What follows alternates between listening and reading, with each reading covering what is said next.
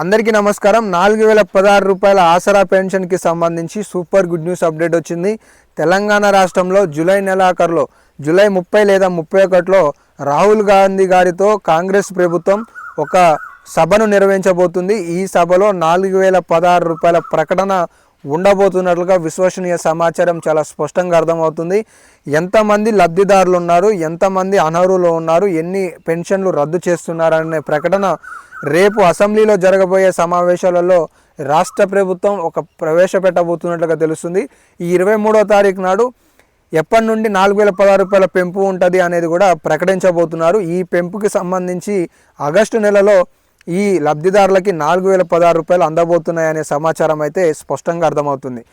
గతంలో కనుక చూసుకున్నట్లయితే మంత్రి సీతక్క గారు 4016 రూపాయలకి సంబంధించి 6000 రూపాయలు దివ్యాంగులకి ఇచ్చే పెన్షన్లకి సంబంధించి ఏవైతే పెండింగ్లో ఉన్నాయో, బీఆర్ఎస్ హయాంలో పెండింగ్లో ఉన్న దరఖాస్తులు, కాంగ్రెస్ ప్రభుత్వం హయాంలో వచ్చిన తర్వాత పెండింగ్లో ఉన్న దరఖాస్తులన్నీ కూడా ఒక జాబితాగా రూపొందించండి అని చెప్పేసి కూడా సీఎం గారు కావచ్చు, మంత్రి సీతక్క గారు కావచ్చు అధికారులకి ఆదేశాలు జారీ చేశారు. ఈ ఆదేశాల ప్రకారమే ఒక జాబితాని రూపొందించి రాహుల్ గాంధీ గారితో నిర్వహించబోయే వరంగల్ సభలో ఈ 30 లేదా జూలై 31, 30 తేదీలలో ఆగస్టు నెల నుండి ఆసరా పెన్షన్ 4016 పెంపబోతున్నామనే ప్రకటన చేయబోతున్నారనే సమాచారం అయితే తెలుస్తుందన్నమాట.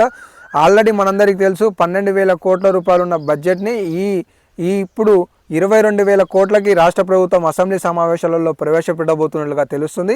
10,000 కోట్ల రూపాయలను అదనంగా ప్రవేశపెట్టి ప్రతి నెల 800 కోట్ల రూపాయలను ఆసరా పెన్షన్ కింద లబ్ధిదారులకు అందించే ఆలోచనతో రాష్ట్ర ప్రభుత్వం ఉన్నట్లుగా సమాచారం అయితే ఉందన్నమాట.